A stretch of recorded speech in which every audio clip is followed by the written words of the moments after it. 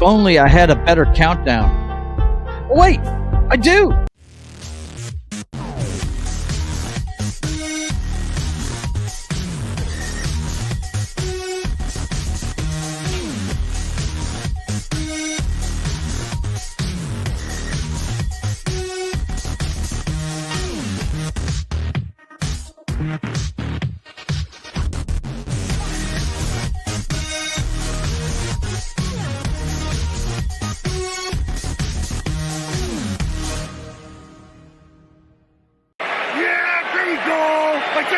Let's fucking go! Let's fucking go.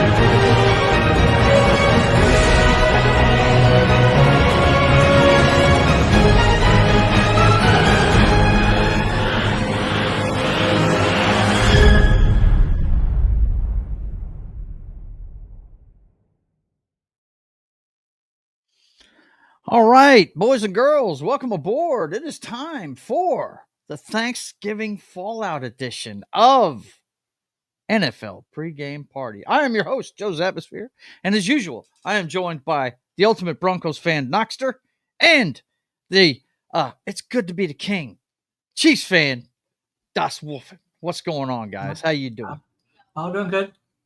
How's it going, Knoxter? I see you're on mute over there. You must be enjoying some leftovers this morning at the start of the show.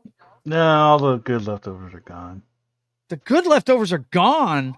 See, that's the difference when you have a big family that's around for Thanksgiving. You don't have leftovers for long. I'm going to be eating on this stuff for the next week because it's just me and Foxy. And she made the deepest pan of freaking cornbread stuffing. It's not even funny, man. It's so awesome. But anyway, how was your Thanksgiving, Knock? What did you do? What besides football? We all know you did football, and we're going to talk about that. But was most of your family in? What's up? Yeah, most of the immediate family was there. So got to hang out with them for a couple hours, and then yeah, we deep fried the turkey. It was awesome. And then yeah, pictures looked good. That's for sure. Yep. John, what about you, man? How was your Thanksgiving? Oh, I had two of them. You had two of them? Yep. On Thanksgiving Day, I went over to Allie's brother's house for Thanksgiving with their family. And then my sister had our family's Thanksgiving over at her house yesterday. So nice. I've got a nice plate just from yesterday. So I still got leftovers. Wow. Check you out. All right. That'll work. Well, it was just me and Foxy. We had a good time. But then again, I worked. I mean, you know, I work on Thursdays and Fridays, no matter what day of the calendar it is. So, or what time of year. Yeah. I made my green bean casserole. That seems to be a thing with a lot of people. What Rhonda did with the green beans is she fixes them with a layer of bacon on top of it. See, I use bacon in mine too. Yeah. So. I saute mushrooms and onions, usually in olive oil, but I used butter this time because I couldn't find the olive oil. But it's one of those cases, if it would have been a snake, it would have been me. Right. Okay. So, well, it's good to see you guys. I'm glad to hear you had a good Thanksgiving. Let's check in with the chat. Keely Chow is here. He says, hey, good morning, everybody. And he said, how about them Cowboys? Yeah, they showed up on friggin' Thanksgiving Day. That's for sure. Surprisingly. 2 weeks in a well, row. I mean, not surprisingly. They're on a win streak. They're on a winning streak. And we saw this when Dak got hurt before. Once Cooper Rush gets to practice with the team a few times, he's effective. He's not going to give the ball away too often. You know, and he gets the ball out of his hand quick, which is what you want out of a backup quarterback. So, good for them. Of course, they're playing a team that is in some serious disarray. But I was pulling for Drew Lock in that game. I really was, because I loved what happened when he stepped off the bench for Seattle at one time when Geno was down, and he got a big win for them up in Seattle last year. So good for the Cowboys, but we'll get to that in a minute. Right now, we got to get to college football. There was some upsets. One of my favorites, I will point it out whenever Knock gets to it, but here we go. The final regular season week of college football. What happened, Knoxter? Tell us all about it. Yeah, I'm going to start with the Thursday night game, which is pretty good. It was Memphis and Tulane. Tulane actually gets a little beat up on this one. Oh no! And so they're going to be in the AAC championship with Army. That was never in question. Right. Memphis had too many losses. They had 2 losses where Tulane and Army were undefeated. So this one didn't matter as far as the championship goes. However, ranking matters. In college football. So Tulane's going to tumble. I don't know if they're going to quite make it out, because Memphis is a really good team, so I don't know if it'll hurt them that much. Mm-hmm. But it'll definitely get it. If they'll probably be like 24th, 25th if they're still in the top 25. So and that's going to hurt their chances big time. Right. So so that was a pretty big game as far as CFP goes. But Memphis will definitely be ready next week for Army. Yep. Going into Friday's game. One game that kept me up past midnight was Georgia Tech taking Georgia to 8th overtime. Yeah. That was crazy. I was pulling for Georgia Tech, so was everyone in America outside of the Georgia fans. Just because I want to see as much chaos in this final rankings as well. Well, it's not the final rankings tomorrow night, but it's the last one before we do the championship games, which shouldn't matter as much as far as who's making it in, just more who's getting seeding is what the championship games are going to matter more. Because supposedly they're not going to punish folks for losing in the championship game, more just seeing what seeds they're going to get more than anything else. Right. But we'll see. My Boise State Broncos handled business over Oregon State to keep their, they still got a pretty good, decent chance of getting number 4 seed in the playoffs. Especially with a certain team losing that I'll mention later on. And then Ole Miss, not sure if they're going to have a chance at number 14. Some teams lost, so there's a small chance, but they might be on the outside looking in. Colorado, unfortunately, their scenario was very small for them to get a chance at the Big 12. There was 4 teams in that, and they didn't make it, but they did 52-0 over Oklahoma State, which is.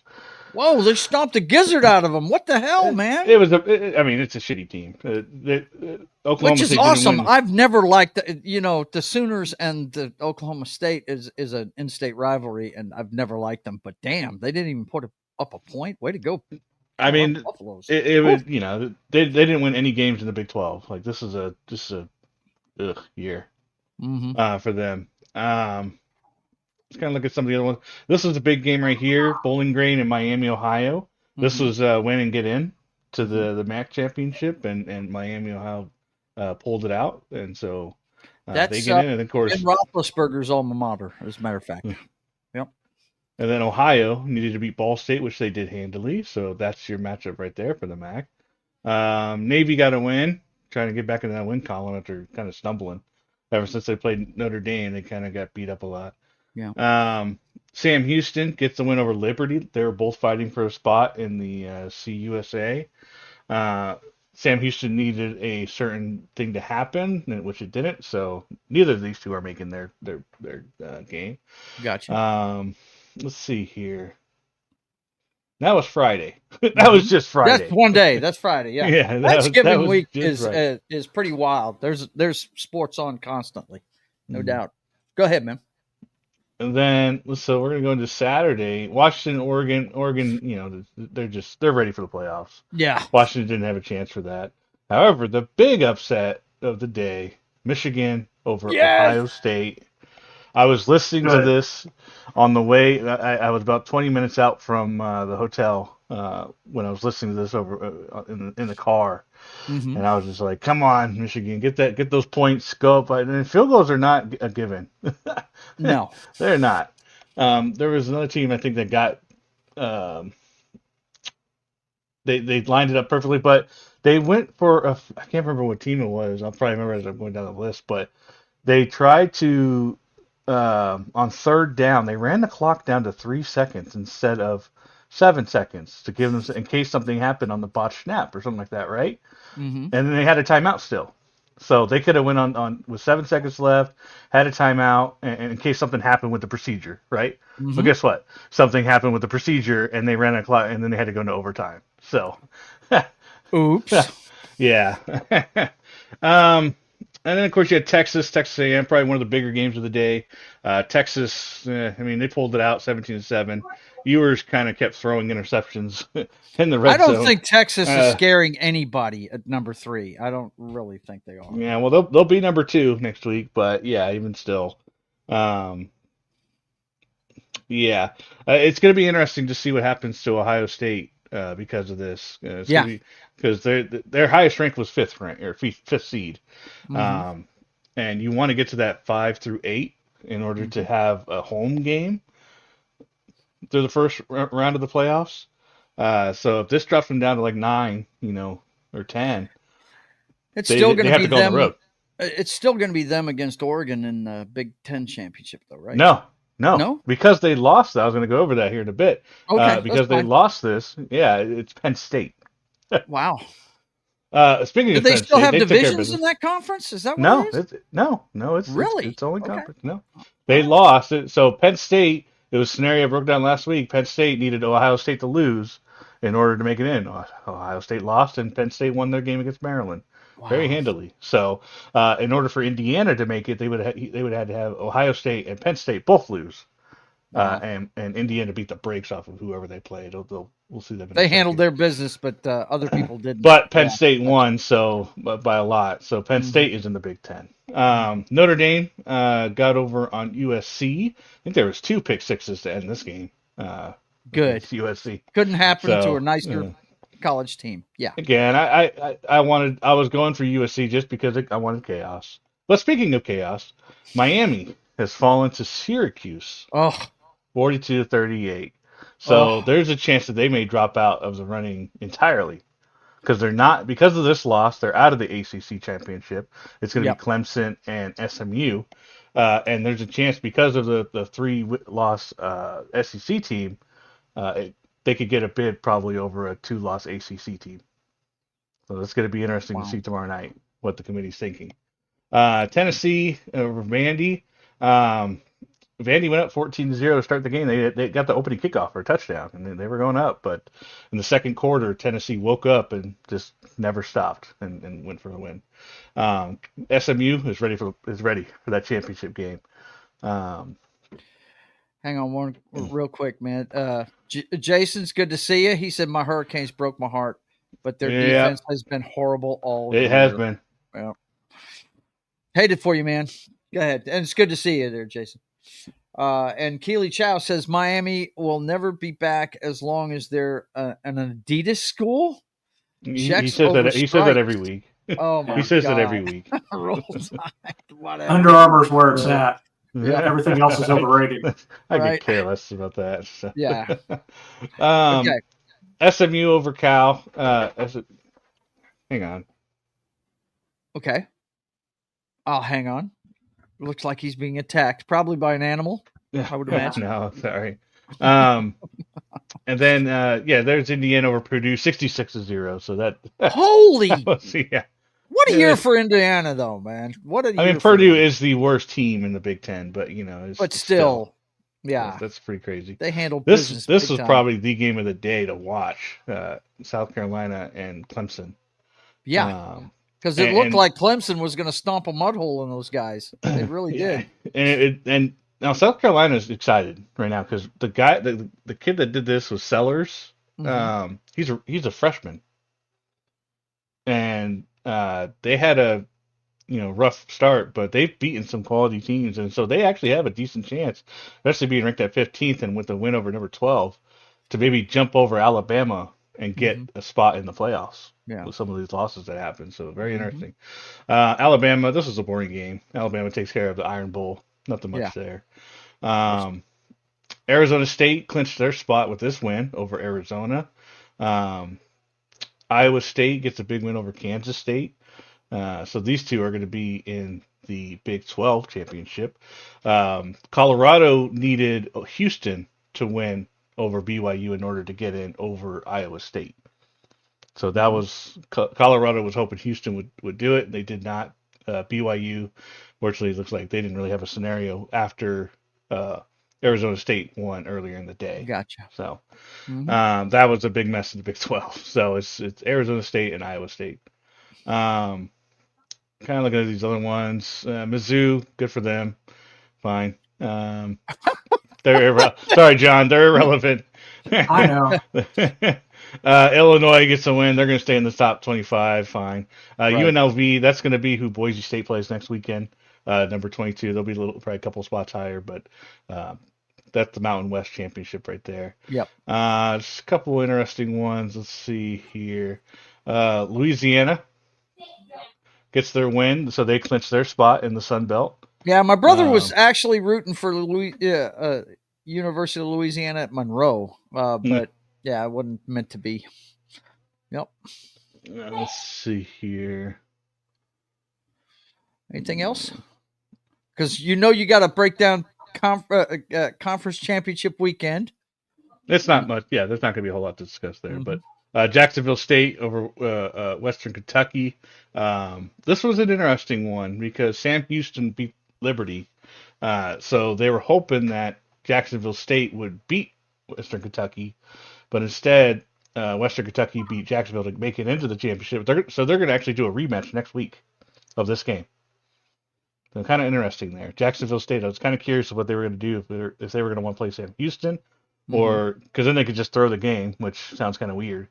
Or they beat Western Kentucky, or let Western Kentucky beat them and figure, hey, they're the easier match. I feel like Jacksonville State could have picked who they played, basically. But we got Jacksonville State and Western Kentucky in that championship next week. Let's see here. Damn, Keely Chow. Damn, son. He said, fuck Tennessee and Vanderbilt. It would have been awesome if there was a way for both of them to lose. I feel that way sometimes about some of these games, buddy. Woof. Always got to point out when Florida State loses, so they're 2-10 on the season. God almighty, 2-10. Yeah. Wow, that's a huge fall, man. And of course, my team took it on the chin to my brother's team. Oh, yeah. Yeah. Yeah. Wasn't even close. That wasn't predictable. Yeah. Last game to mention is the Marshall at JMU.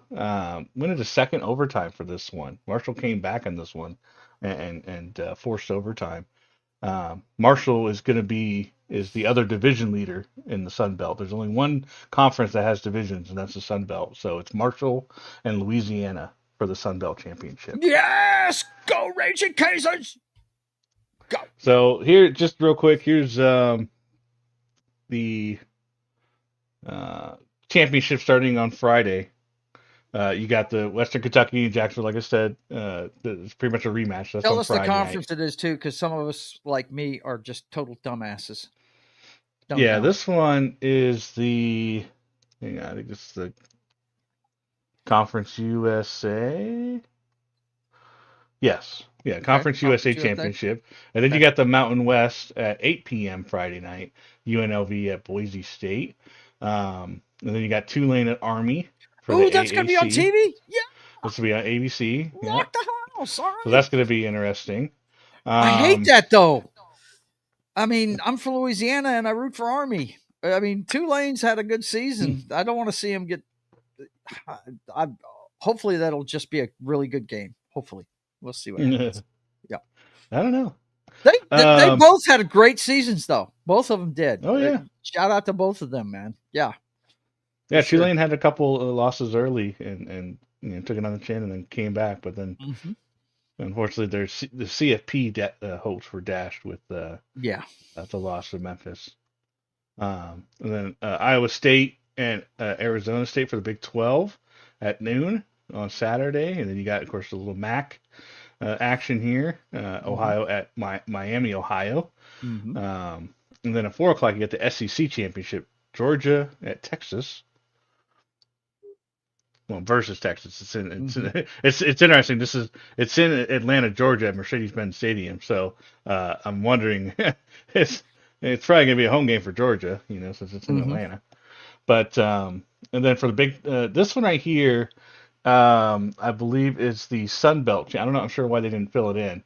But this should be the Sun Belt with Marshall and Louisiana. And then you got the Big Ten, Penn State at Oregon, and then you got the ACC championship at 8 o'clock between Clemson and SMU. Mm-hmm. There you go. I need to pull up the rankings real quick. I forgot to pull that up. It's okay. Of course, Oregon, since about mid-season, has been number one. They've never lost that the whole time, so they're definitely going to be in the top 4 with a bye. But who do you think is going to be in the top 4 with them? Texas is probably going to be there, I would imagine. I don't really, I don't watch as much as you guys do, so I really can't tell. So here we got Oregon number 1. Texas, I think, is going to be number 2. Miami's going to change. Miami's going to go down. It's going to be interesting. I think SMU is going to take it depends on where they put them. I think SMU is going to be higher than Boise, which they already are ranked higher than Boise. So I think they're going to take the number 3 spot, and then Boise will stay at 4. Arizona State's going to get into. See, they're at 16 right here. They're probably going to crack at least the top 12. I would say 13, 12 or 13. I would probably guess. So I think Boise State will still stay above them. Right. And then you got Ohio State's going to drop down for sure. So this is going to go. Ohio State's going to be taken over by Notre Dame. I would say Notre Dame will move over to this. So there's a chance that Boise State could be facing Notre Dame. Yep, that'd be cool. And then of course Penn State will move up a little bit. But I mean, again, this is all pre-championship weekend. So if Penn State wins, they're going to probably go to that number 1 spot, maybe number 2 spot, depending on what happens between Texas and Georgia. If Texas pulls that out, I think Texas would move to number 1. Penn State would go to number 2. If SMU beats Clemson, I imagine they would stay at 3, and then it's going to be a toss-up between who gets number 4. Is there, Boise's got UNLV, and Arizona State's got Iowa State. So I guess whoever the winner of those ones, it'll be up to the committee to say who gets that bye. This map gets filled out every Tuesday, right? Yeah. So tomorrow at 7 p.m. Eastern on ESPN, and then the final one is noon on Sunday. The day after the championship games. Yeah. Because it'd be set then. Yeah. So I think at that point it'll be mostly just seedings being changed rather than many of these guys. But I think Miami's going to be out of it entirely. Indiana's going to stay in there. I think Tennessee's going to stay. Georgia's going to stay. Even if Tennessee doesn't have a championship this weekend, they get to just coast. So they get a bye week basically. It's kind of weird.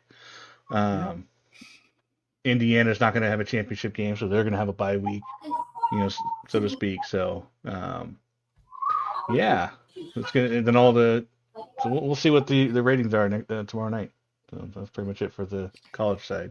All right, man. Well, very cool. I'm looking forward to seeing where they all end up. Of course, I've been saying for years that they should use all these bowl games and have a playoff, and now we finally got it. So I will be actually watching these games this year because I've never liked the way they did it before. You know what I mean? I've already scheduled my days off to account for all of them. To watch them, huh? Yep. I hear you. But yeah, looking forward to it, man. That should be fun. I mean, this is basically the farm teams of the NFL. So if you want to watch the talent we're going to see in the NFL, you need to watch these playoffs games, man, and see So how these if kids we're are playing. lucky, the CFP rankings will actually be during our show next week. Yeah, might be right there at the end of it, huh? When do they announce the bowl schedule? I imagine. They got to get the brackets first, don't they? I mean, Yeah, kind of, because that'll dictate who's out and gets a regular bowl game. right. So Yeah. I think that'll be part of the whole thing because it's a 4-hour show. yeah. But I think that'll show the I think it's gonna be the CFP first, and then they'll show the bowls Mm-hmm. after that. Well, it's cool. They finally found a use for. I mean, they've got so many. We've got a bowl game here in Shreveport, Louisiana. The Independence Bowl's played every year here. Gents, I'll be right back. I gotta do laundry real quick. Yes, but I'll be sir. listening. Do it. Get to it. Yeah, it's going to be interesting to see who the 8 teams that are going to be playing in the first round are, what the bowl games are. Yeah, all that stuff. Of course, we'll find this out. We've got the championship games that he just outlined, and then we've got then we'll find out what the bracket is, what bowl games they're going to be in, and then the next week is the Army Navy game. That's the official end of the regular season. Is the Army Navy game, and then they start the bowl games the next week. So I just think this is the right way to do it, man. First of all, the computerized system, nobody liked that. Everybody was bitching about that. Now they created a 4-game playoff there for a while, and people still weren't happy with that because there was undefeated teams that didn't even get a shot at it, because of their strength of schedule and stuff. But now, and you know what? I don't think it really matters. There's still going to be teams that are going to be upset that they couldn't get in. Like if Indiana drops out of that completely after the season they've had, it's a shame they're not going to make it. But you gotta win the big ones, and they didn't beat Ohio State, so that's the one that hurt them. And Army, their one blemish is friggin' Notre Dame, right? And it hurts, man. Yeah. It hurts. So I mean, when you're a smaller school like that, the academy schools, I mean, they've got such a rough road to a national championship. It's not even funny. They'd have to go undefeated just to get into the playoff, even with a 12-team playoff. So I don't think there's any chance Army's going to get in there. I'd love to see it, but hey, I don't think we're going to see it this time around. It's sad that Huntsville doesn't have a bowl game. Yeah, we have Independence Stadium here. The sponsorship changes almost every other year.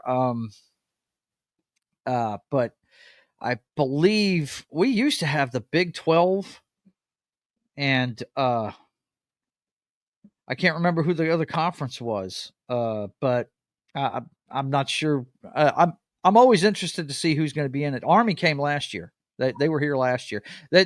I think Army has like a 3-year contract, and they may be coming this year to the Independence Bowl, depending on if I don't think they're going to make it in that 12-team bracket.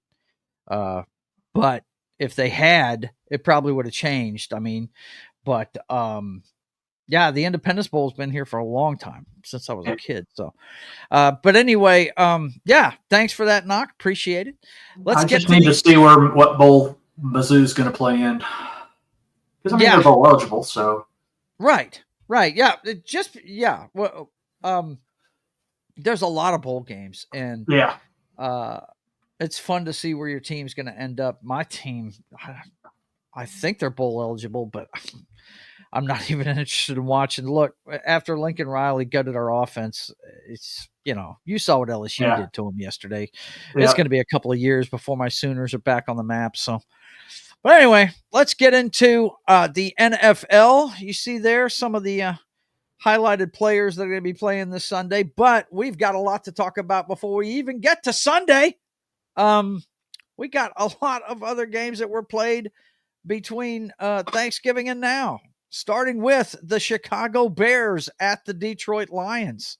I, of course, if you guys watch the show, you know I predicted that the Lions would beat the Chiefs in the Super Bowl. I'm the only one that didn't predict a three-peat on this show. And they keep trucking along in the first half. Second half, they got stymied. And the Bears, to their credit, started coming back. But then one of the worst time management debacles happened at the end of that game. They were just short of friggin' field goal range. And Caleb Williams, now you got to give him credit. He played his ass off in that second half. He got him back within 3, and all they needed was a field goal to get it to overtime. And that was one of the worst clock management things I've ever seen. He called a play, and it looked like he was calling something like a Hail Mary because everybody went downfield. You would have thought he'd have somebody running short so they could at least get in field goal range and call the timeout, right? And I think that's what Eberflus thought he was doing, but my God, he ran friggin' 25 seconds off the clock before he even snapped the ball? Yeah. And you just can't do that, man. As a head coach on the sideline, you have to see you've got a rookie in there. Once it gets down to 20 seconds, you got to kind of call the timeout, don't you? I mean, come on, man. But he didn't. He let it play out, and he ended up throwing a long ball down the seam. He threw it short of the end zone even, and didn't even get anywhere near the wide receiver, and that was the end of the game. It was horrible to have that game end like that. Cost Eberflus his job this week, as well it should. That was just horrible time management on both the quarterback and the head coach's part. Now, I understand, I can give Caleb Williams a pass. He's a rookie. He's never been in this situation before, right?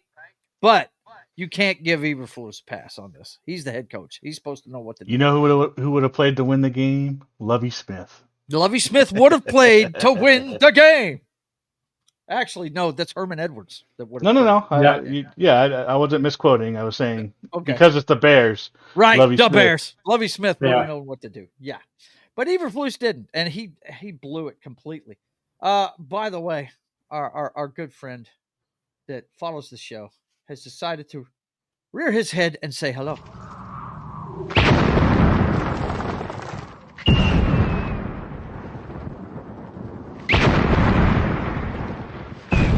There are some who call me Tim. He said short. Is that Joe's nickname? No, I'm almost 6 feet tall, buddy. I'm not short, no doubt. Let's see. It's good to see you, Tim. Keely Chow says, it's a good thing I'm not a Bears fan, because if I was, I would really suck. It would really suck to be a Chicago sports fan for me. Go Bulls, go Cubs. I hear you. John, show them the picture I sent you. Oh, what did he send you, man? We'll wait until it's the appropriate time. Okay, no problem. No problem. Anyway, yeah, what a horrible ending to this game. I was watching it and I couldn't believe what was going on. I couldn't believe they didn't call a timeout. You know me, guys. Even if I was rooting against the Bears, but I'm still yelling at them going, what the fuck are you doing? I hate bad football. I hate that more than anything. And I was looking at my wife. I was like, what the hell is he doing? He's running every second off of this clock. What is he doing? Yeah, just horrible ending. Are you guys surprised Eberflus got fired? No. Yeah. No. Not one bit. It's just inexcusable to go into the locker room with a timeout in your pocket. It It is a trend now, though. Yeah, it's just You draft a rookie in Chicago, you're going to get fired that year. So that's Right. Trubisky, Fields. Yep. Now, it does happen. So. Yeah, but not in the middle of the season. The Bears don't do that. Well, they did this time. Actually, I'm just saying, the last time they lost their head coach, this is the first time they fired a head coach midseason. The last time they lost their head coach was when Papa Bear Hallis went to fight in World War II. That was the last time they lost their head coach. That's just food for thought there. The Lions keep chugging along. Yeah, it's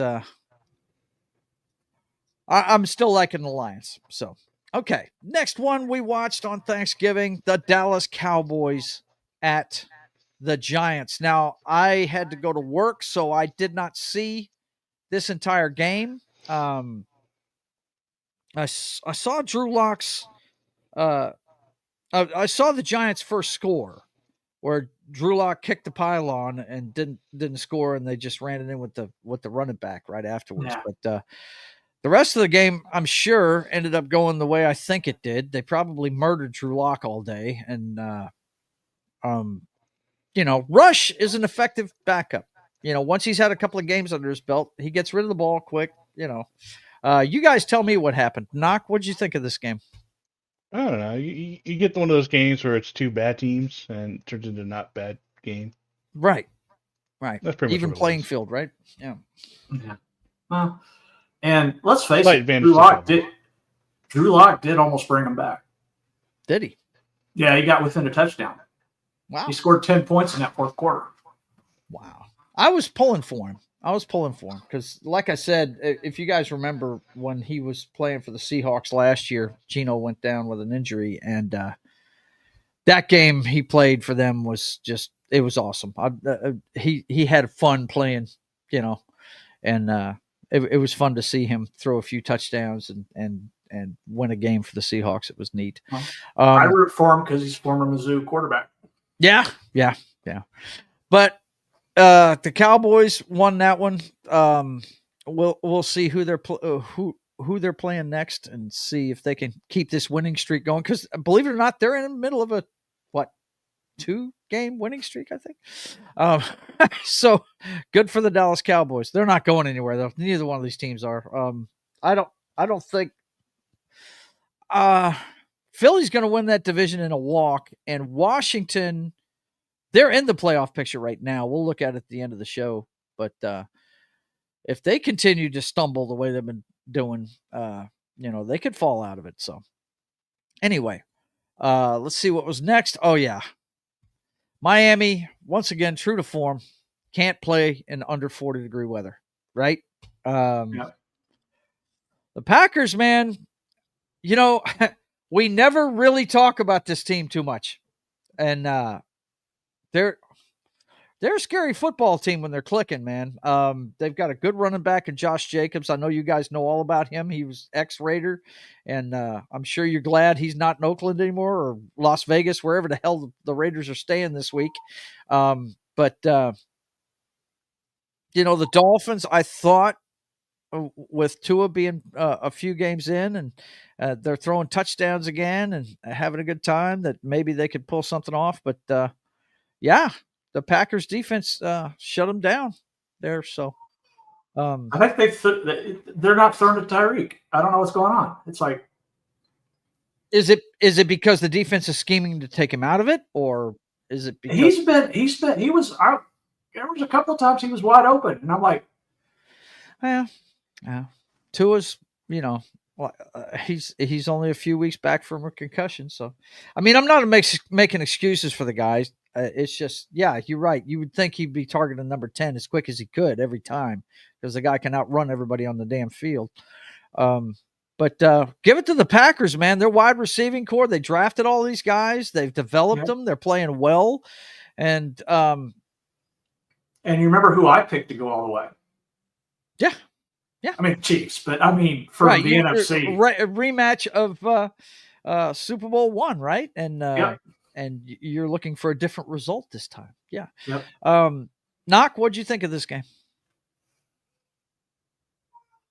Knock. I didn't pay that much attention to it. None of these games really interested me. Yeah. I had them going, but I wasn't paying too much. It was Thanksgiving, No, I had picked the Packers to win, so it wasn't a shock to me at all. Yeah. I went 3 for 3 on that day. So. I didn't. I picked Miami in this one, but I didn't know it was going to be so cold up there. So, yeah, they can't. I guess you're going to have to be Yeah, you're going to have to be Missouri with this from now on. You know, they're going to have to show me that they can do it, right? Yep. Yep. Okay. The last one we had was on Black Friday. Prime has decided to make Black Friday a thing in the NFL. And we had the Chiefs and the Raiders, and this one had an ending that was another one, Controversial? kind of like the Chicago Detroit Lions one, but you know, look, if you don't know at the pro level that two guys can't be moving at the snap, then you know you need to go do something else. I don't feel sorry for the Raiders one bit on this one, and I didn't feel sorry for the Bears either. Let me state that correctly, but this one's really inexcusable because those wide receivers are professionals. They should know that they shouldn't be moving at the snap, both of them at the same time. You know what I mean? So, what do we got here? Is this the picture he sent you? That's jacked up, man. He's got the hairdo and everything. Yeah. Yeah, you know, it's the NFL is a whole lot more fun when you can hate the Raiders. It really is. Yeah. I don't feel sorry for these guys at all. But give it to Aiden O'Connell. He played a good game. He did. Yeah. The duress he was under, because the little bit I got to see of this game before I went to work, Chris Jones was up his ass. I mean, woof. And if Chris Jones wasn't, Karlaftis was. Yeah, it was pretty bad. Knock, what'd you think of this one? Did you get to see any of this one? I didn't pay attention until like the last 2 minutes, and I was like, yeah, figures. Yeah, figures. They blow it, right? It's the Raiders. You can't expect much from them. So. No, Well, it's once again situational football. You got to know what you're doing. I'll be honest. We're playing down to our competition. Every game, we're playing down to whatever team we're playing. Well, you're also getting every team's best shot too. Yeah, that's true. But still, I mean, it's not saying much. But you're getting the Raiders' best, like really? Yeah, no, that's true. But I mean, let's be honest. If their kicker didn't suck, this would have been a completely different result. They missed 3 field goals. Did they? Yeah. Wow. Unbelievable, man. Wow. So there was no guarantee if they wouldn't have had the procedural call and was able to kick the field goal that they would have made it. Right.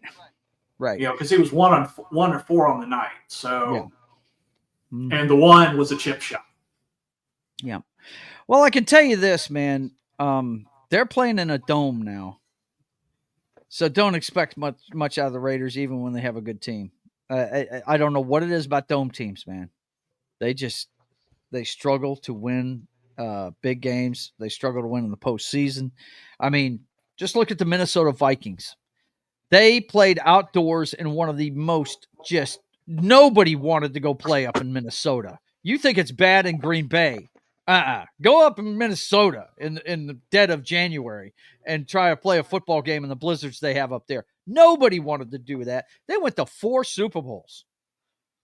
And then they built a dome, and they haven't been back since. They you know, there's something to be said for teams that can play in the elements, man. I mean, you've got to bring your running game. You've got to bring your defense. You have to do it, you know.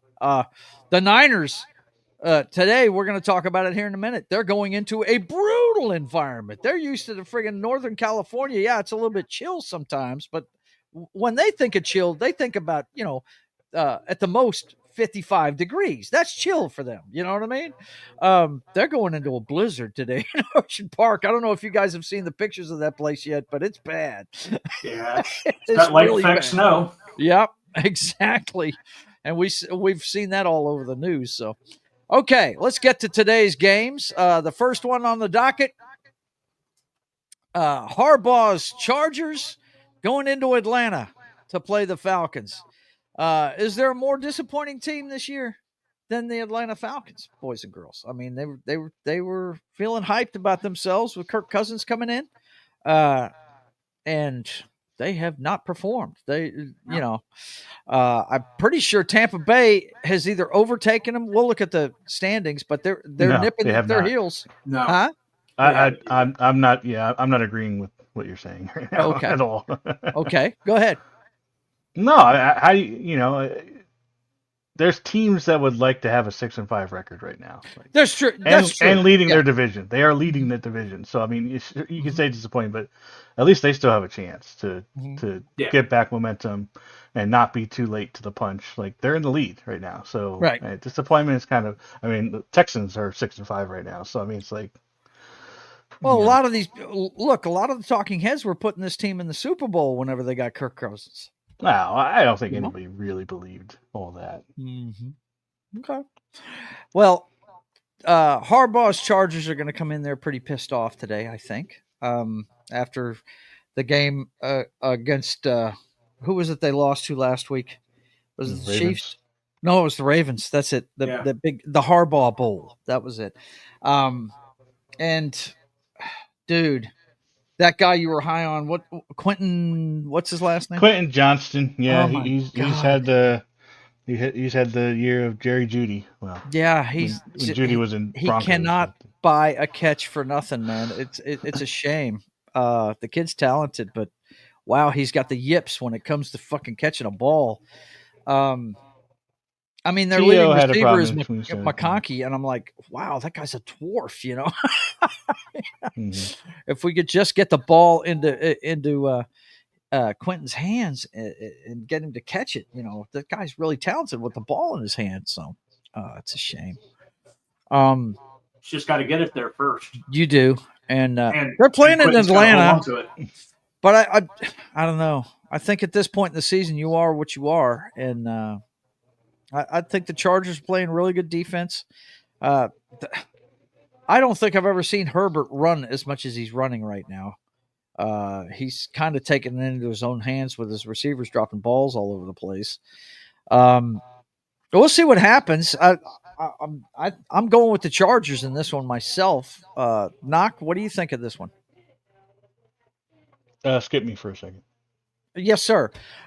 John, what do you think of this one, bro? Okay, well, I don't know. It depends. Herbert's running, but Herbert's running for his life a lot of times. Yeah. So, I mean, it's not just, I choose to run. No, he's forced into it. Because, you know, his receivers can't get open, or if they're open, they're like, you know, not in a good place. Yeah. So he's having to run. But I still think I agree with you. I think the Chargers are going to pull this one out. Falcons haven't quite gelled yet. They're getting there. There's flashes, but I think it's going to take another year for that team they put together to start to do anything significant. Well, I'm sure Knock is still wondering if they figured out that the tight end can catch a ball in Atlanta. You know. Yeah. If he exists at all, you know, it's always. They have a tight end? I didn't know they had a tight end. Go ahead, Knock. I'm actually going with the Falcons on this one. I think they turn around this week. I think the Chargers are overrated. To be honest, I don't think their offense, even with Quentin Johnson dropping every other ball, I don't think their offense is all that great. Herbert, I think, is overrated. No, I picked mine on the strength of the defense. Yeah, I was fixing to say that Harbaugh's teams are known for two things: defense and running the football. Now, this is what's wrong with the Chargers. They don't run the ball. They're not doing very good at that yet. But that's going to change over his time there, because we know what he wants to build there. But yeah, this is getting there pretty quickly. You know, they've got one of the Bosas. If you've got a Bosa on your team, you can get after a quarterback. So the lesser Bosa, and Khalil Mack's still there, isn't he? Yeah, believe he's been hurt. He's been hurt. I don't know if he's even been active yet, but no, I'm going with the Falcons on this one. I like their offense better than I do the Chargers defense. They definitely got the better running game. Their running back's really good. Robinson's really good. I think if he can, if all Cousins got to do is remember that he's got Drake London there still too. And so, and then if you can remember, Kyle Pitt exists. And they're coming I off a think bye too, so they should be ready. Yeah, and they're Okay. a division leader, so Yep. getting the benefit about. Well, I'm And it's at hoping home. that Tampa can catch him. That's just me though, because I'm a Baker Mayfield fan. Yes. Okay. Now we go to the NFC North, or excuse me, the AFC North. Excuse me, the AFC North, with the Pittsburgh Steelers going into Cincinnati, and Cincinnati basically has to win out for have any friggin' hope of even making the playoffs. Is there a quarterback playing better football than Joe Burrow in the National Football League? And he's on the worst team there is right now.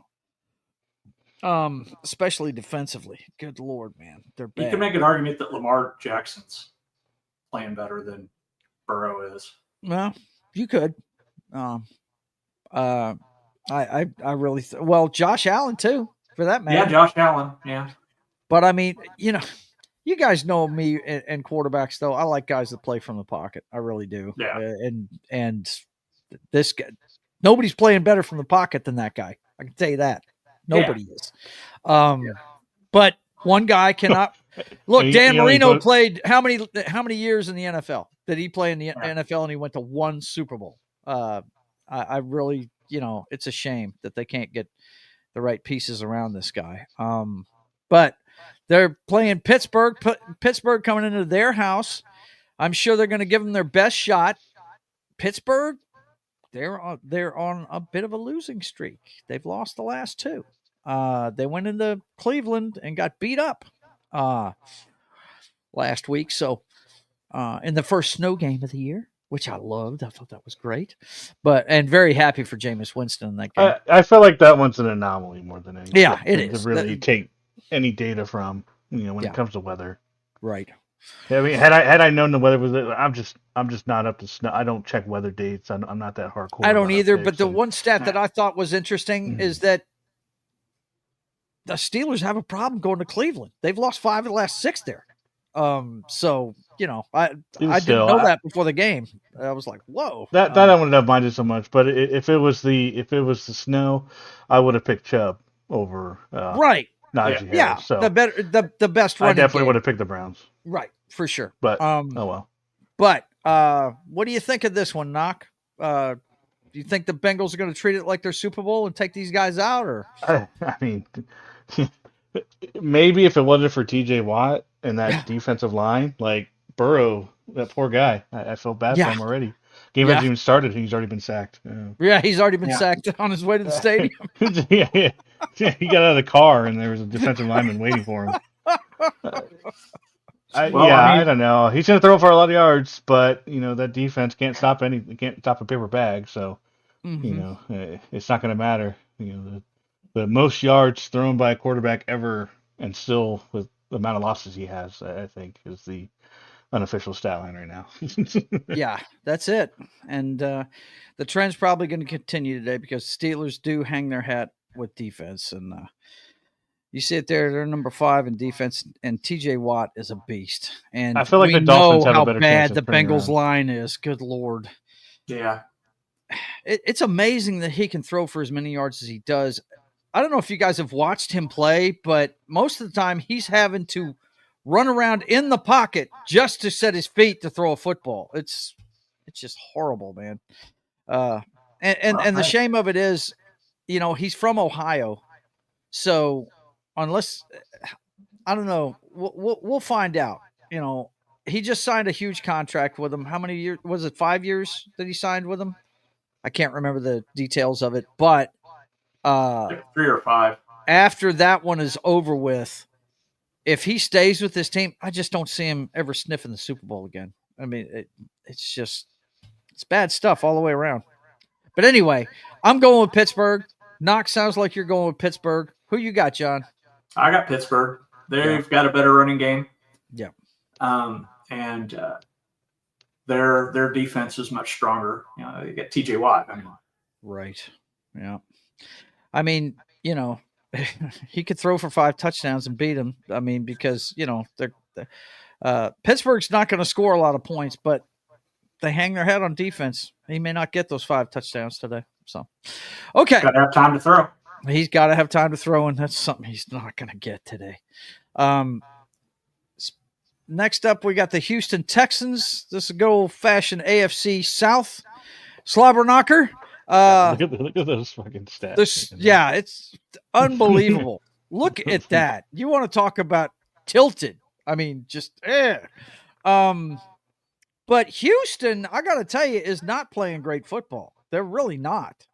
They're winning games, but they're blowing it in crucial situations here and there. But they should win today. But the supermodel is back from injury. Trevor Lawrence is going to be playing for the Jaguars today. I found out watching the pregame stuff. But that's not going to help. This is just a bad football team. I think we're going to see wholesale changes in the offseason for the Jaguars, starting with their head coach, which, I think that's warranted with this bunch. This is why I always say watch out for that Tennessee. Don't take that for granted. I always mention absolutely. It. You know what? I got to give credit, man. You know, I hate the way friggin' Levis throws away the football half the damn time, but he's playing better. There's two. They have a decent defense. Mm-hmm. Yeah, they have a really good defense. Yeah. So there's two coaches that will probably be fired, guaranteed fired by the end of the year. Mm-hmm. One of them is Peterson. Yeah, no doubt. The other one's Antonio Pierce. Yeah, Antonio Pierce is probably gone too, but I think both of those, they're going to make it through the season. They know what they will. They know what they have, and at least their teams, they try to be competitive. If you watched earlier in the season, the Jaguars were competitive, but they just they blow it in crucial situations. That's the difference in these teams. Situational football is so important. We saw it in the Bears game. Against the Lions. We saw it the Raiders and the Chiefs. Situational football is everything at the NFL level. And if you blow it in those situations, you're going to lose games. I give it to the Texans today, and I'm sure you guys, either one of you, ready to go out on that limb with the Jaguars? No. Okay. No. So let's take a look at the next one. Oh, I'm a big Minnesota Vikings fan today. Oh, am I a big Minnesota Vikings fan today? The Arizona Cardinals are traveling to Minnesota to play in their dome. Arizona, they're in every game. We've talked about it several times, and this has been a trend for the last few years. This team's mentality has been pretty tough. They're in every game. You have to beat this team. You have to take it from them because they're not going to give it to you. And I have to give credit where credit's due. The Pygmy is playing really good football. Kyler Murray is playing good football. He's playing within himself. And he's got this team a winning record. Minnesota, except for a couple of blemishes, has played lights out football this year. And they're being led by their defense. They're kind of like the Pittsburgh Steelers of the NFC right now because the offense is just basically not screwing it up. That's what Sam Darnold's been doing this year. He's been a good game manager. I know they don't like to be called that, but that's what he is. And it helps that he has superstars. He's got right. Arguably the best receiver in the NFL. Yeah, they got T.J. Hawkinson back, who is a fantastic tight end. Really good tight end. And then they got Addison, who's been very good for them. All he has to do is play point guard and distribute the football. Yeah. That's all he's got to do. And that's all he's been doing. So just get a little bit from the run game. Not a lot, just enough to get out of those, 2nd and 9s. You just need a couple. Yep. But you look at the Cardinals, sixth in rushing. That's Connors and Murray. And Murray, yeah. So that's going to be the Vikings defense. Can they stop a running quarterback? That's where it's going to be won and lost today. I expect the offense to do what they do. Arizona's defense is middle of the road, so he should have his opportunities to score.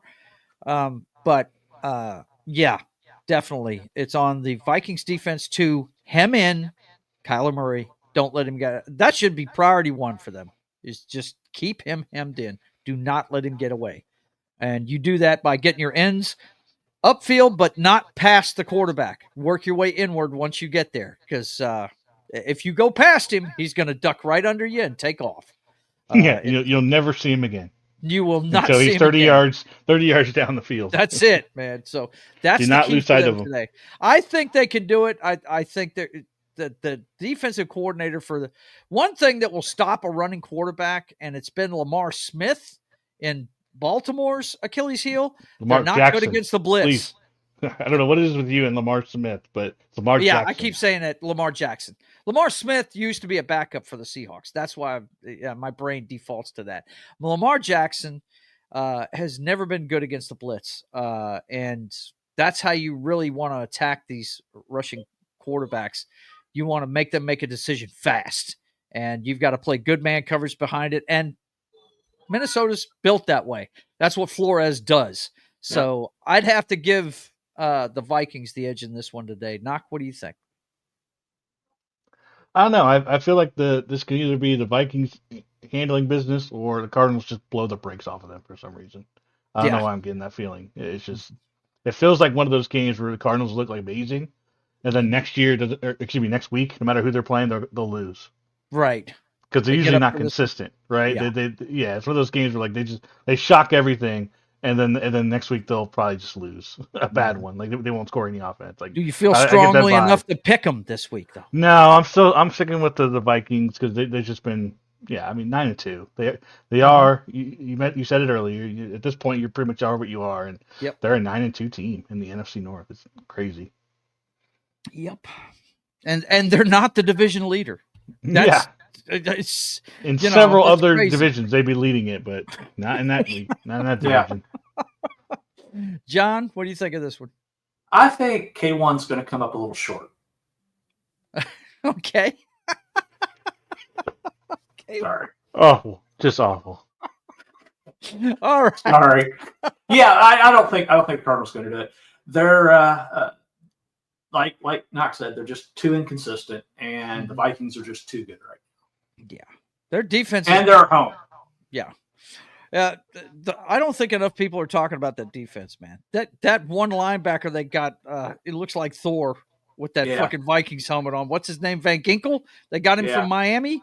Flores got him from Miami and brought him up there.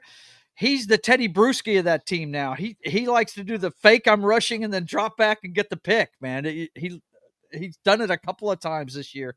I love it when he does that shit. It's pretty good, man. I'm enjoying watching the Vikings play this year. Okay, next up, we've got the Indianapolis Colts going into New England. This has the makings to be a good game. Now, this used to be, back in the 90s, it was the Cowboys versus the San Francisco 49ers dictated who was going from the NFC. And in the aughts, when Peyton Manning was playing for the Colts, this was who was going to the Super Bowl game right here, But I don't think we're going to see those days of glory returned in this one by any means. But both of these teams are at about the same level. The Patriots being the worst, the worst of the two teams. But I think their quarterback is progressing more than the one for the Colts. So this could be a fun game to watch. I'd love to see Richardson rip off a couple of those 60-yard bombs. I love the way he throws deep balls, man. I really, and since being benched, he's been playing better football. Of course, we're all scared to death whenever he runs the ball. Not as much as we are when Tua runs it, but this guy is big and he knows it, and he's a little more brittle than Josh Allen, though. You know what I'm saying? He will get hurt. So I don't know. This one right here, Colts are on the road. This is almost a dice cam game for me, John. But I'm going to take the New England Patriots being the home team because they're about level, I think. And I think that Drake May is going to do enough to win this one. What do you think there, John? What do you think? Well, as much as I want to pick Richardson, you're right. He's he can rip off the huge throws, but who's he throwing to? Yeah, and the running game. He's the running game. So, And unlike Tua, he knows not to run with his head down. Yeah, right. He throws But, shoulders in people. yeah, Man, when they were playing, what was it? Were they playing the Eagles a few weeks ago? Whenever he just lowered his shoulder and blew up one of the cornerbacks. Yeah, he just trucked him, and that was it. Yeah. God, I felt bad for that dude. I was like, Jesus. Having to take that guy on in the open field. But anyway, go ahead. Yeah, I'm going to have to pick the Patriots at home. I hear you. I think weather's going to be a factor too. Yeah. Yeah. Everything up in that part of the country is going to be nasty. That's for sure. Yeah. Go ahead, Knock. What do you think? I'm actually leaning on the Colts on this one. Mm-hmm. I just don't get enough from the Patriots. I think potentially the Colts have a better ceiling than the Patriots. So I just kind of, I don't know. This could probably be like a 13-10 game. Yeah, it could be. No doubt. It could. Okay, let's see. What's next up? Yes, my beloved Seahawks. Going into New York, we're going all the way across the country. And usually when the Seahawks go across the country, they suck. But they're playing the psychotic New York Jets. I picked them today. I'm taking my Seahawks on the road. Geno Smith returning to the scene of the crime. He's going to want to beat the shit out of this team for letting him go. Yes, I'm taking the Seahawks. What do you think there, Knock? What do you think? Yeah, I don't know. I think the key to winning this one for the Jets would be running the ball, but Aaron Rodgers wouldn't allow that, so he's going to pass. So he's going to check out of a run to go into a pass and then throw it incomplete. So and the Seahawks will be all over that. So yeah, I'm going with the Seahawks. Yeah, our defense is getting back to form. Both of our running backs are healthy and doing well. Walker Metcalf was beat up too, but he's coming back. He's coming back too. We're getting healthy at the right time. Yeah. It's time to get our stuff together and start imposing our will on people. Please and thank you. Go ahead, John. What do you think of this one? You give the Jets a chance? Jets are a toxic mess right now. They are. You've got probably the worst locker room menace since T.O. Yeah. Yep. And that's saying a lot. Yeah, it is. I would put Antonio Brown a little ahead of him, but as in recently, I would say recently. Yeah, maybe. At least Brown's antics were mostly outside the locker room. Well, I mean, he left the game, which affects the game. Yeah, and then and then he wasn't playing anymore, so that affected the entire game. So. Yeah. So, but I'm going to go with the Seahawks. Yes, that's what I'm talking about. Clean sweep. That means the Jets beat us by 50. Cool.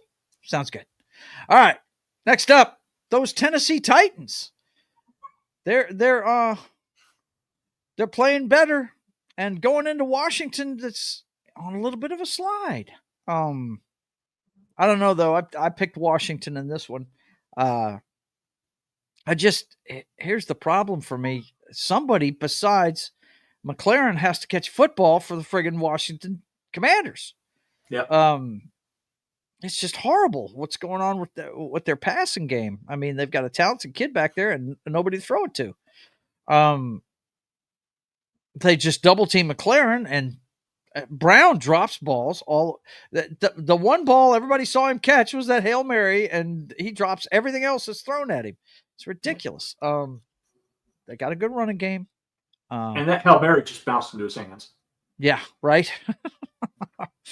But on the other side, you got Will Levis, who I have to say has played better the last few weeks. But if you look, the stat that really glares out at you, it's going to be won and lost when the Tennessee defense is on the field, because Knox said it earlier in the show, they're good on defense, man. They're going to keep you hemmed up. You're not getting the explosive plays on the Tennessee Titans. It's just not going to happen. You're going to have long drives to get it done against these dudes. They're playing really good on the defensive side. What do you think, Knock? Do you think Tennessee can go in there and beat them? Do you think the Commanders' slide continues, or do you think Commanders bounce back? I think this is going to be a tight game, no matter how it plays out. What do you think, Knock? I mean, you know me. I've been high on that Titans defense the entire year. Yep. I've said they're the most sneakiest team in the league pretty much every week, and they don't obviously always pull it out, but they always give a scare. And Yep. last year they finally pulled it off, because Will Levis didn't make as many mistakes, not enough mistakes to lose the game. So Yeah. But that defense, man. So yeah, Commanders have been a little iffy recently. So it's just gonna depend on Daniels. So Yeah. I'm still going with the Commanders, but hey, like I said, I'm not gonna be surprised if the Titans defense comes out and bites them. Yeah, I think this is going to be a good game to watch. I really do. And like I said, I'm picking Washington too, but I got to give them credit. Tennessee's been looking good the last couple of weeks. John, what do you think of this one? I'm actually going to Titans. Really? I think the Commanders are going to continue their slide. And I think it's all going to hinge on the defense of the Titans. Which, yeah, they're good. They're sneaky good, no doubt. I can't name a player on that defense. I cannot. And up until Vrabel got fired, I was a fan of that team, and I can't name a person on it. But man, they're working. That's all that matters. Mm-hmm. They're going to keep that rookie contained, and that's going to be it. You're right, man. I mean, all they have to do is double McLaren, and they're a good defense. If they keep him hemmed up, yeah, that could be a rough day for the Washington Commanders. But I'm still taking Washington because at this point, it really takes a lot for me to not take the team with the winning record at this point in the season. So that's true. All right, next up, my boy Baker Mayfield going into Carolina. Does anybody give a chance for the Carolina Panthers to win this football game? Absolutely. I mean, what? Look what they did to. Come on, Joe! Don't do that. Don't throw away what the Panthers have done lately. They won a game a couple weeks ago. They had the Chiefs up against the ropes. You're not giving them any credit for the last. Watch that game because I thought it was going to be such a blowout. And no, yes, it was a very close game. Young has been is vastly improved since he took back over. So yeah, I'm giving him a chance. And look at their records. Tampa Bay only has 2 more wins. So yes, I'm absolutely giving him a chance, even if it is against Baker. Now, that being said, I'm still picking the Bucks, but I'm just saying that wasn't your question. That's right. Your question. I said, does anybody give him a chance? That's it. Yes, I absolutely give it. I don't think it's as wide.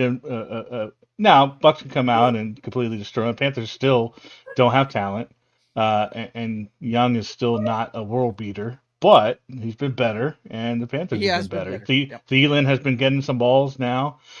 He's still there. So, they've been a decent team. So, I give them a chance. I just don't think they're going to win it. Mm-hmm. What do you think, John? I think they're not Jacksonville. No. So, I think that they do have a chance, but I'm going to go with Baker. Yeah. Baker quietly is having a great season. That guy is playing some really good football. Now, he does problem is the defense away here and there. Yeah. What's that? Problem is also the defense isn't that great. Yeah, it's horrible. The Panthers don't have the offense to take advantage of that. That's what I'm saying. Young has been improving, so if he keeps that up, this could be closer than you would think. Yeah. It's a division game. There's no telling. I'm going to roll with my boy Baker, though. But there's the Atlanta Falcons are huge Carolina Panthers fans today to try and keep Baker off their ass. No doubt about it. But I hope I get to see this one because the Saints, I'm not sure when they play. I think they may be 305. 305. Same time. Yeah. That's the next game we got to talk about. That's right. Okay. We've got the Rams at the Saints. Oh, boy. Rams returning to the scene of the crime. Oh man. Wow. Okay. So we got Matthew Stafford, who I'm on record as just I love the guy. I think he's great. Going up against Derek Carr and the New Orleans Saints. Now, the New Orleans Saints are on a 2-game winning streak ever since they fired the coach.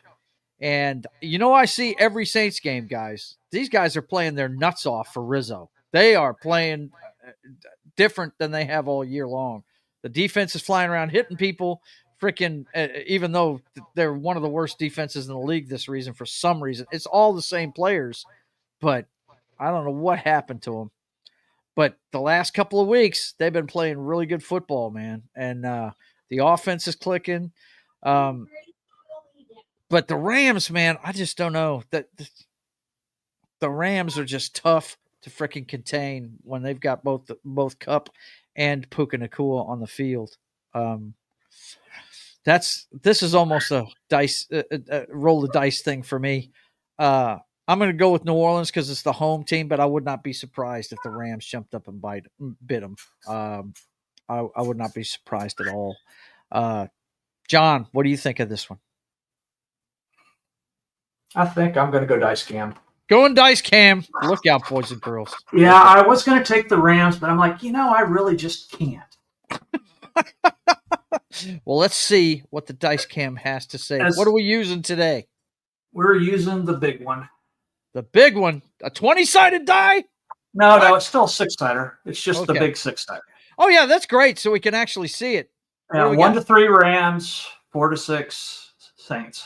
Got it. I guess I'm going Saints. It's going Saints today, boys and girls. He's going with the Saints. Okay. And I'm going to get me an extra cam so I can do this dice cam thing every week without having to adjust my camera. I hear you, bro. I hear you. I've got 2 or 3 cameras in here, but I just had to get rid of one because it got a short in the wire. I could probably fix it. Well, I've still got it, but I need to do some work on it. But anyway, Knoxter, what do you think of this one? Yeah, I'm still not trusting the Saints. I'm going Rams. Going Rams? Okay. All right. Yeah, Puka Nacua and Kupp. I know you dig that offense. When they're healthy, they're clicking. And Kyrie Williams. And Williams. Yeah, I was going to say the Williams. He's doing well too. So, okay. Let's see what we got here. This is in the 3:00 window. This is the game of the day as far as the repercussions of this game. They're going to call this the potential Super Bowl. Kind of they're actually. I'm sure they're going to say this could be a Super Bowl preview. And oh God, look at all those number ones. Jesus, I see it. There's 4 number ones there, and a number 2. The Ravens got 3 of them. Damn, that's crazy. God, how is that team 8-4? How is that team 8-4? That defense.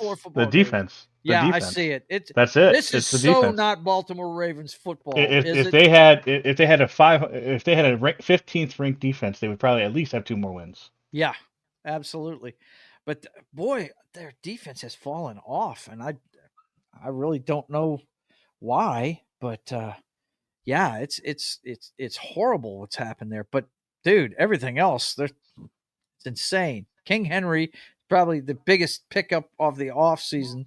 Both sides of the ball, both running back, right? That's been the main story. Too. Yeah. They've been talking about I can't remember the record of them, but they were talking about the new running backs, Josh Jacob, Derrick Henry, and Saquon Barkley, not getting paid by their original teams, and they're like 30 something and 7, where the teams that let them go are like 7 and 30 something. I can't remember the exact number, but it's like, okay, well, hey, maybe running backs do matter. Still, right. Maybe they do matter, right? At least they can. I don't think team. Well, the whole thing is the trend in the NFL has been to have a stable, not just lean on one guy, right? But when you've got generational talents like the 2 that we're going to see on the field today, for both of these teams, you kind of got to sign them, don't you? I mean, first of all, I don't know how the New York Giants general manager still has a job. he lets Saquon Barkley go, and then they keep Daniel Jones, and he's gone already. It's just, they've set that fucking team back half a decade. You know what I mean? It's ridiculous. But as far as the matchup today in this game, you see the number one thing over here for the Eagles is defense. And that may be the thing that makes the difference in this game. If the Ravens could mount any kind of defense, I mean, we know that Hurts will give up the ball if you're playing at least some decent defense, but we're not seeing that out of the Baltimore Ravens this year. Nope. I guess, if I was a betting guy, I'd take the over in this one. This is going to be a high-scoring game, I believe.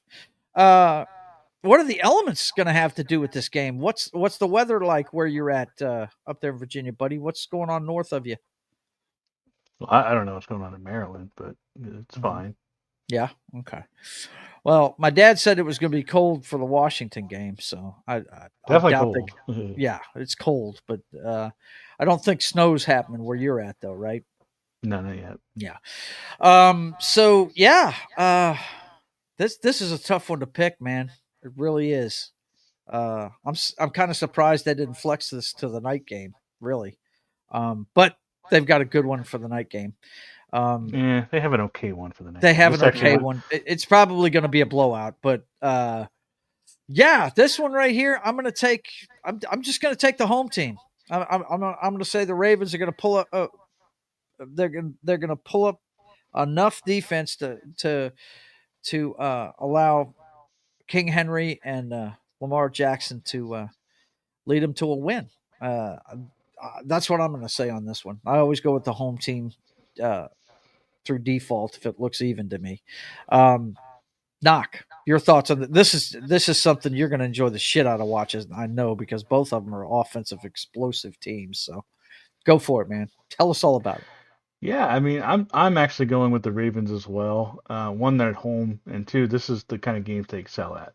Mm-hmm. I don't know if you remember that stretch they had last year, but they had like the best teams in like 4 different divisions in a row, and they beat them all. Like, Yeah, this is what they do, Mm-hmm. So as far as the record goes, like, the only thing that's scary about the Eagles really is Barkley. So Yeah. if they can, I don't think the defense has to do everything. I think they just need to stop him. Now, whether they can is the question, but if they can and force Hurts to beat them, that's where it gets That's scary. their best option, isn't it? Yeah. So, it is. and then offensively, I think they'll be fine. Eagles number one, I think that's a little shaky based on who they've played. Yeah. I Look think, at their division, folks. We'll obviously find out tonight if they're for real. This is going to be a good game to gauge both of them. I need a 80-yard run from Henry so I can see his weird ass face, and I need a butt hurdle from Saquon. And then this game will be complete. So, which is now in Madden. So, this is I don't know. I think it's just gonna be a great game. It's gonna be interesting. The Ravens need this more. They do need it. Eagles need it because they need to stick with the Lions. Otherwise, the Lions will be most likely they'll be 2 games ahead if they will Eagles be 2 lose. games ahead if they lose this game. Yep. And the Ravens are trying to just keep. They're just holding on for dear life in the AFC in general. But the Steelers are a game ahead, so they still want to try to get that division. So. Yeah, I don't know, man. I'm leaning. I think Ravens because I think they have a track record of these kind of games, and I think they can win the bird fight. But Angry Birds. Yes. Angry John,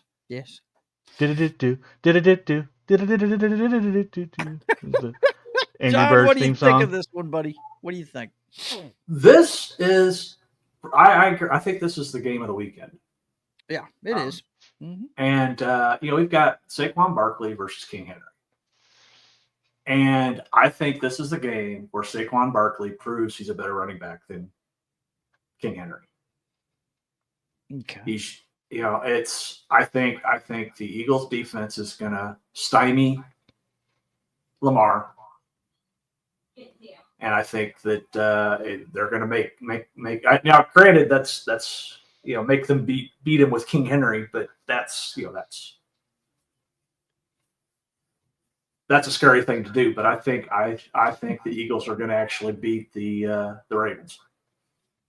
It's going to be a close game, though. Okay.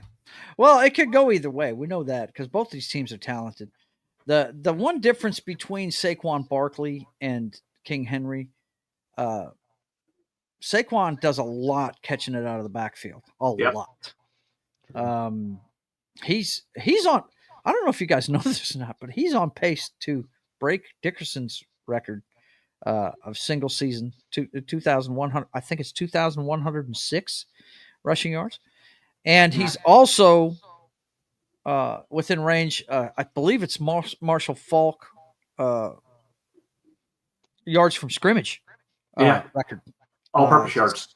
Yeah, all-purpose yards. So, you know who was one of my favorite always of catching the ball out of the backfield? Yeah, Matt Forte. Remember that guy? Yeah. Oh my God. Yeah. Guy was a monster for the Bears. Yeah. Oh. Jesus, man. That whenever I think of him or Darren Sproles did it for a good couple of years. Love those kind of guys that can get that just adds an element. Yeah, it does. It's another thing you've got to take care of, man. Because I mean, and then you got like a use check, right? Use check. You got a fullback that could do it. That's even. Yeah. Oh my goodness, dude. The Buccaneers when it. Mike Allstott was a thing.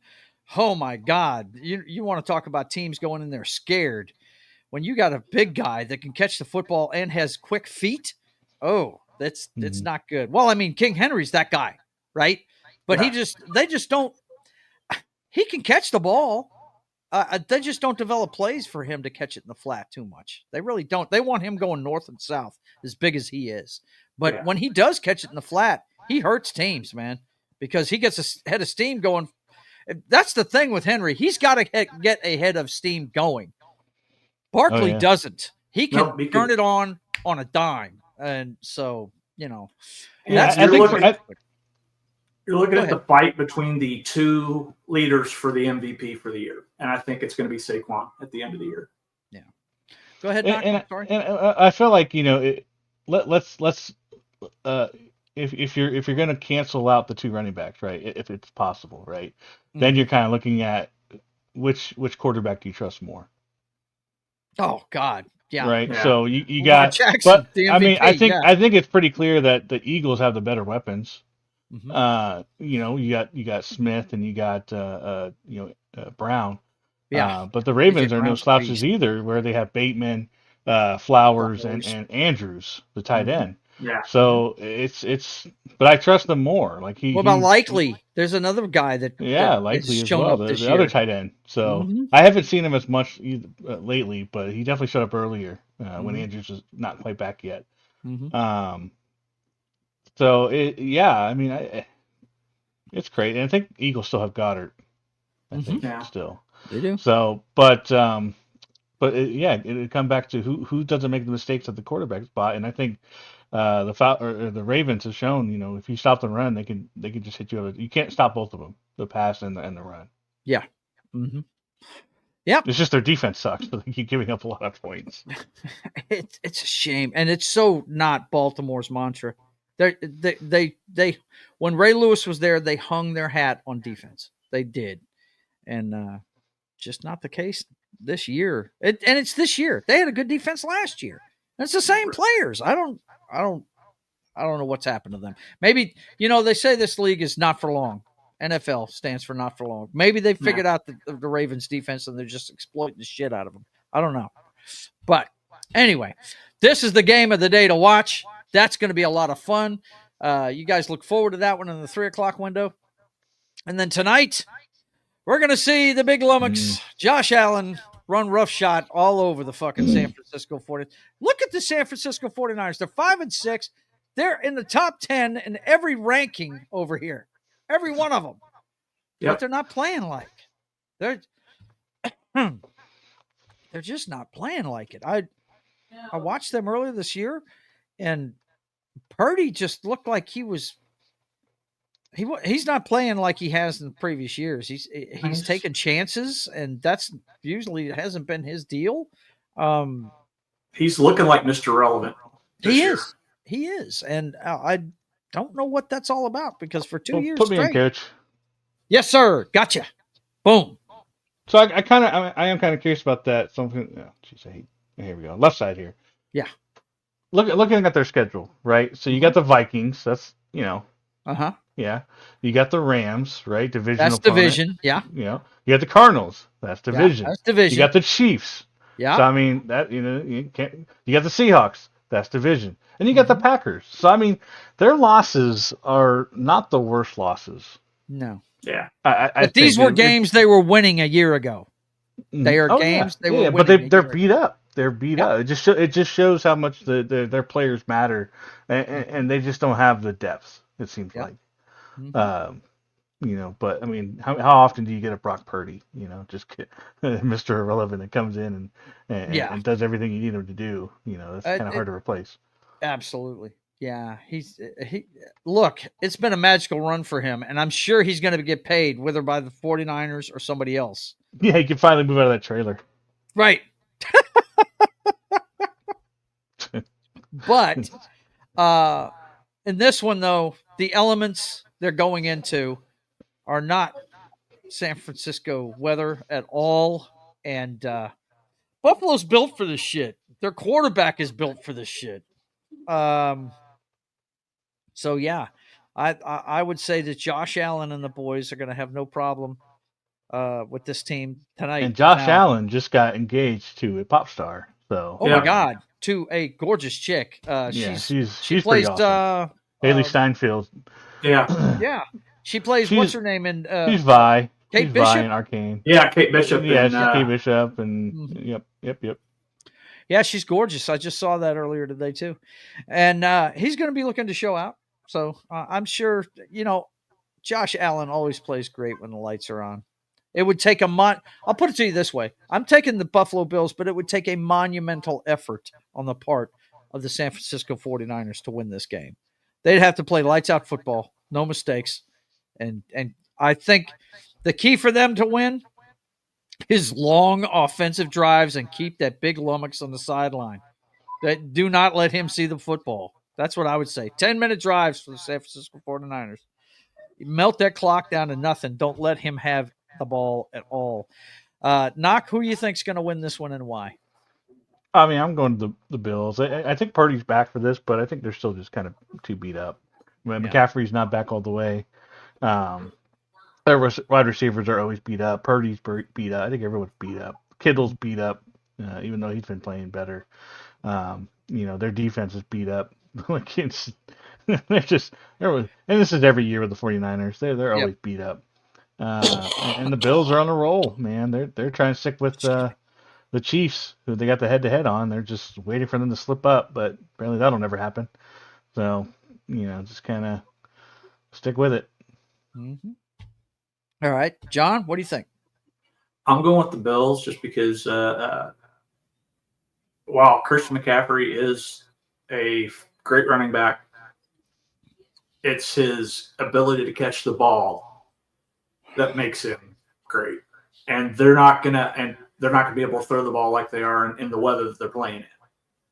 It's going to be something totally different. It plays to the Bills' strengths. And Josh Allen's just going to run it. He's just go, I'm not going to try and throw it. I'm just going to run it. And that's going to be that. So I'm going Bills. All right. Well, we're unanimous on that one. And then Monday night, Knock gets to host the Cleveland Browns. And Jameis Winston coming off that big win last week against the Pittsburgh Steelers. But to me, the Browns are an up and down team, much like some of the other ones we've talked about. So this will be their down week going into Cleveland, or going into Denver. And Denver is, a lot of people were all over Jaden Daniels at the beginning of the season. And the argument was between Caleb Williams and Jaden Daniels early in the season, right? And I don't think anybody was talking about Bo Nix. Well, Bo Nix is playing really good football here in the second half of the season. I would say teams are becoming scared of that offense right now because I think the last 3 weeks they've put up over 25 points, I think, which Denver has been trying to do for a long time and haven't been able to do. And it just looks like Sean Payton's offense to me. Me and Knock talk about this team quite a bit, and I've always said if they get the running game going, that the screens and the big seam passes down the field and the corner routes, the big long balls will come, and they are doing it in bunches now. I think the last 2 weeks they've scored over 30 points, right, Knock? Something like that. Yeah.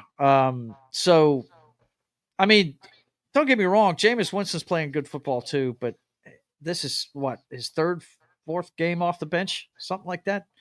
So he's going to have some rust, and he's not going to be at home.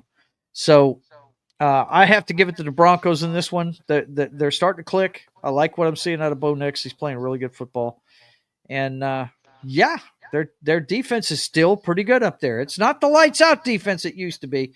But did you tell me that Zach Allen is out? He was last week. I haven't looked at the injury report for this week. Okay, don't know. But talk about your football team, man. Tell us what you think about this game for Monday night. Yeah, I mean, Sutton's finally coming around. He's getting a lot of catches per game now, which has really helped out, especially on third down. Vele, the rookie wide receiver, has been awesome. He almost had as much. I think he had almost as much catches and yards as Sutton had last week. It was like 7-8 catches, something like that, for 90 yards, and so he's been awesome. He's Bo Nix is utilizing his tight ends now, which has been a world of difference because he was ignoring them for the first couple weeks for sure. Worse than Cousins with Pitts, but. And then also the run game is finally, it's not crazy good, but it's better. It's always better when you don't lose 2 yards per run, and get behind the sticks. Like that's always messing up the offense. And so that offense stat is getting higher and higher every week. It's looking so much more smoother. And I got that vibe during that Ravens game a month back. That's kind of when I saw it, like, okay, yeah, we lost by a lot of points. We only scored 10 points that game, but that offense looked better. The problem was they kept turning it over on downs in that one. And then they just fell behind. Sometimes you just get beat up. But the offense was better in that one. That's where I really feel like the turning point was for the offense, and things started to click. And then we've been on a win streak ever since, I believe it is. So the only loss was against the Chiefs, and it was a miracle for the Chiefs. It really was. Yeah, they blocked the kick, good on them. But yeah, no, that drive, I don't know if you even watched that final drive, but that was Bo Nix. I watched it. Down the field. Yeah, I was watching that game. And he did what he needed to do. I'm not a fan always of going for field goals, precisely for that reason. But with the amount of time he had left, it was a perfect drive. So, so that was definitely one, and since that game they've been blowing the doors off of teams. They have. So you can't leave time, man. You just can't leave any time. So it's been really fun to see, because every other text started the year was 3 and out, 3 and out, 3 and out, another 3 and out. They have probably one of the most 3 and outs in the league still, if I'm not mistaken. If not top 5, or something like that. So it's just been so encouraging to see the offense get better and better every week. So I think they have a real good chance on this one, and they have that 7th spot right now. Now you're going to have to deal with Myles Garrett this week. I'm sure they're going to be chipping him and everything else, trying to slow him down, because the last time we played the Browns, we made him a non-factor. I think we can make that again. Yeah. He disappears at times. Well, John, what do you think of this one? Well, first of all, I'd like to say I was never putting Caleb Williams in the Rookie of the Year. I wasn't. We all know that this panel is not a fan of Caleb Williams. I'm saying we saw him at USC. Yeah. Some people tend to forget his time at USC, where he was crying to his mom. If you watch the Rich Eisen show, The guy that is his co-pilot, Chris, whatever his name is, the producer for that show, he was all over Caleb Williams, how great the Bears were going to be this year. This explosive offense is going to blow up and all this other shit. And I was like, dude, have you watched this guy play? He's a mental pygmy, man. Come on. having watched Bo Nix in that game, and watching him the rest of the, he's come on, and I think the Broncos are clicking at the right time, and they're going to be a factor. And I think, I'm picking the Broncos for this game, but I think they're going to be dangerous down. I'm worried about playing them again. Yeah, you've got to play them again, and I believe the next time it's in Denver, right? Yep. So, and I think they're the final boss, aren't they? Think so. Yes. Now, they're our final boss, January 5th. Yep, there it is. It's gonna be fun to see because the Denver Broncos may be playing for a playoff spot in that game. But depending on what happens, I mean, it's the final boss. But you guys have got one loss, right?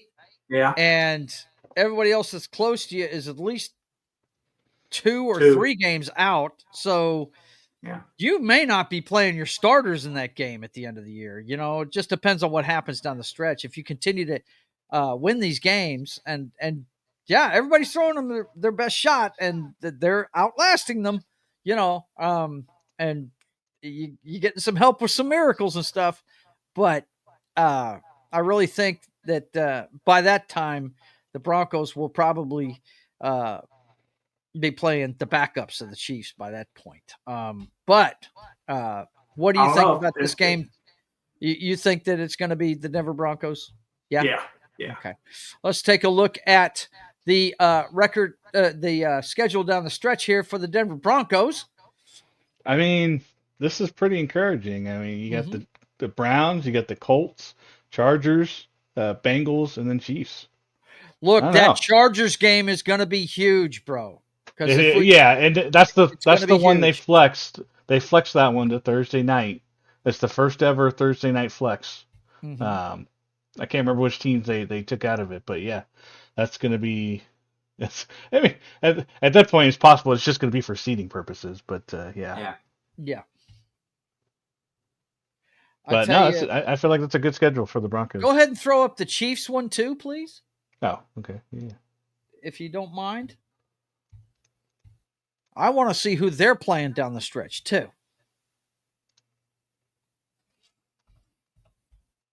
You got the Chargers, Browns, Texans, Pittsburgh, and then Denver.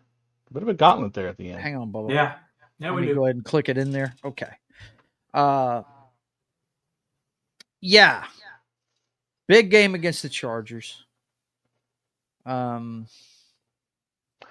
the Cleveland Browns, which it might be snow, so you never know.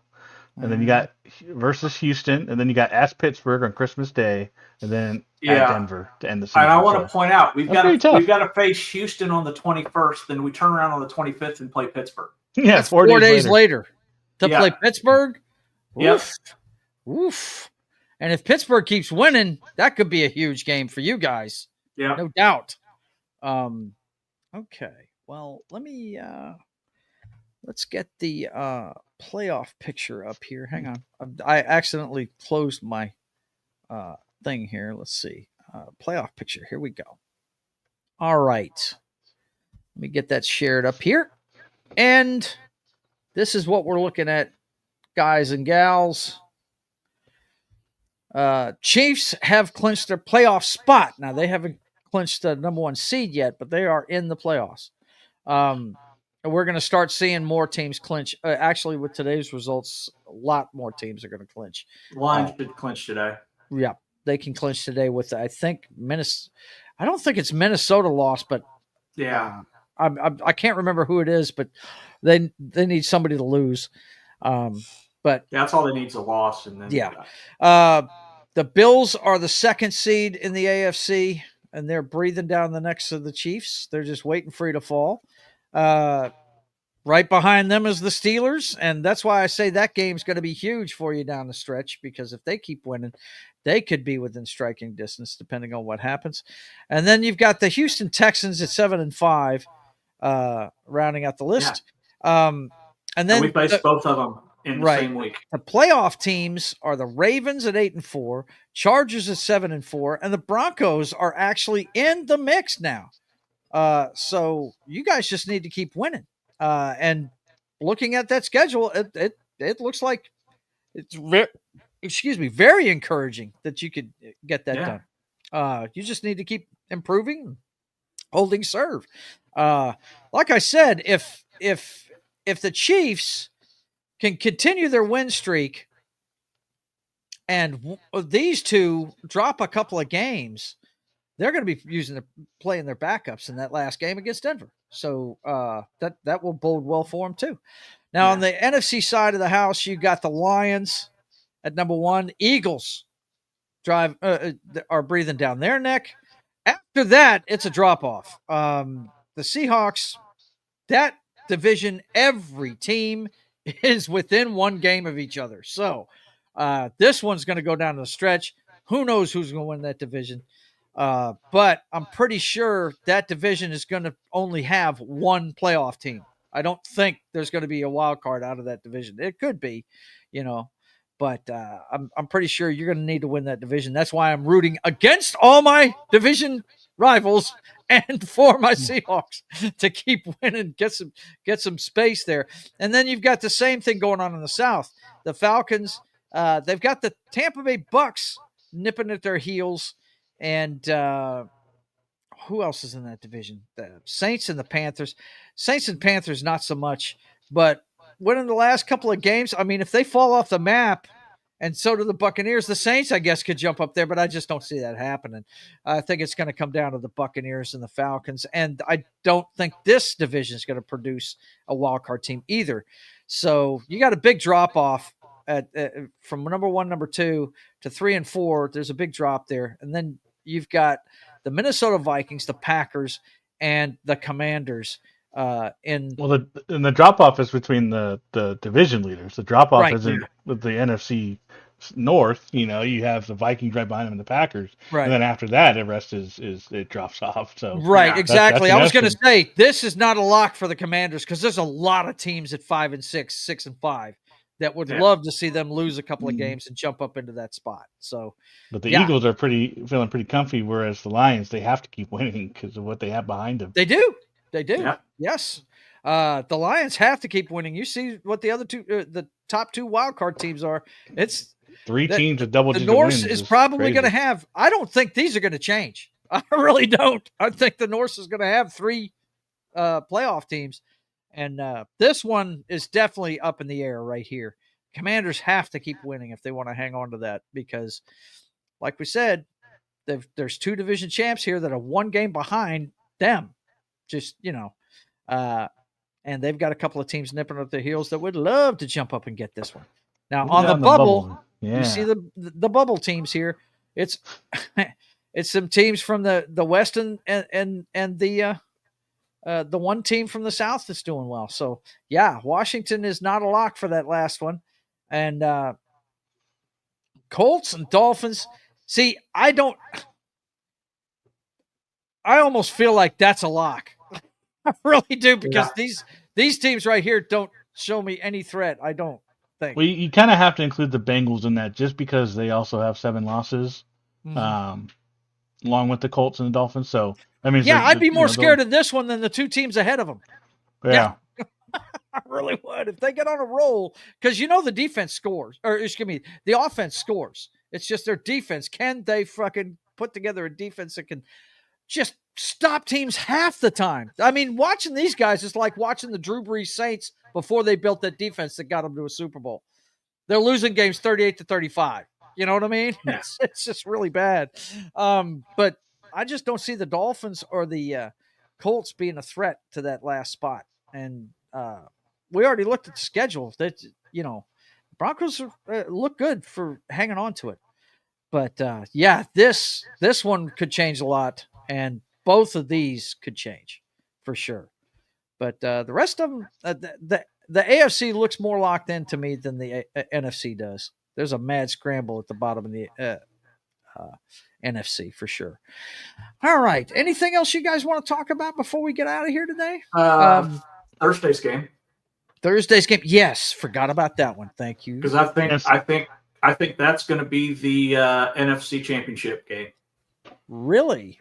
I think we're going to. While you're looking it up, some breaking news: after losing 66-0 against Indiana, the Purdue's head coach has been fired. So, ooh, little tidbit Purdue out lost their head coach, huh? Oh my God! Yeah, that's a big game next Thursday, John. Good call. The Packers at the Lions. Wow. NFC Championship game. Yeah, could be, no doubt.